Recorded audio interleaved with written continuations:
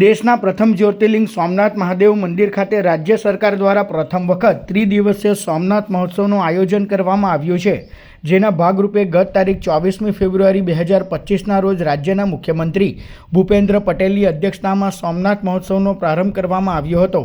સૌપ્રથમ મુખ્યમંત્રીએ સોમનાથ મહાદેવને શીશ ઝુકાવ્યું હતું, ત્યારબાદ સોમનાથ મહોત્સવને ખુલ્લો મૂકવામાં આવ્યો હતો। આ પ્રસંગે મુખ્યમંત્રીએ જનમેદનીને સંબોધતા જણાવ્યું હતું કે અહીં ત્રિવેણી ઘાટ ખાતે રોજ રાત્રે 108 દીવડાઓ દ્વારા મહાઆરતી કરવામાં આવશે। આ સાથે જ પદ્મશ્રી, પદ્મભૂષણ અને પદ્મવિભૂષણ સન્માનિત ભારતીય કલાકારો દ્વારા નૃત્ય સંગીત મહોત્સવનું પણ સુંદર આયોજન કરવામાં આવ્યું છે। સોમનાથ મહાદેવ મંદિરના વિકાસ માટે બજેટમાં પણ જોગવાઈ કરવામાં આવી છે। આ ઉપરાંત સોમનાથ દર્શન માટે શ્રદ્ધાળુઓને વધુ કનેક્ટિવિટી મળે તેવા પ્રયાસ કરવામાં આવ્યો હોવાનું પણ મુખ્યમંત્રીએ જણાવ્યું હતું। વિભૂષણ એવા નામાંકિત કલાકારો આખા 3 દિવસ સુધી કલાની આરાધના સોમનાથ મહાદેવના સાનિધ્યમાં કરશે। આજે ત્રિવેણી ઘાટ ખાતે મહાઆરતીનું પણ આયોજન થયું હતું। 108 દીવડાની આરતી પણ કરવામાં આવી હતી।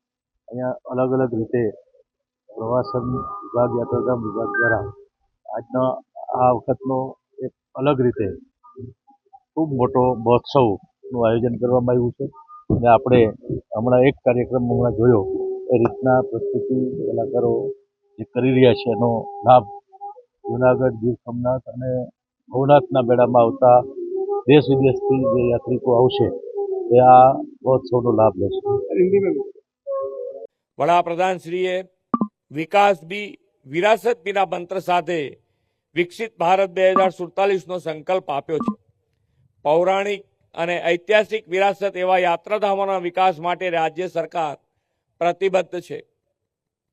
સોમનાથમાં પણ દિવ્ય આધ્યાત્મિક વિરાસતના ગૌરવ સાથે વડાપ્રધાનશ્રીના નેતૃત્વમાં થયેલા વિકાસની ઝાંખી કરાવે એવું ભવ્ય આયોજન થયું છે। આપણે સૌ વિકસિત ભારત માટે વડાપ્રધાનશ્રીના સંકલ્પને સાકાર કરવા સેવારત બનીએ। સોમનાથ દાદા એ માટે આપણને સૌને શક્તિ અને બળ આપે એ જ પ્રાર્થના સાથે વિરમું છું। ભારત માતા કી જય। વંદે માતરમ।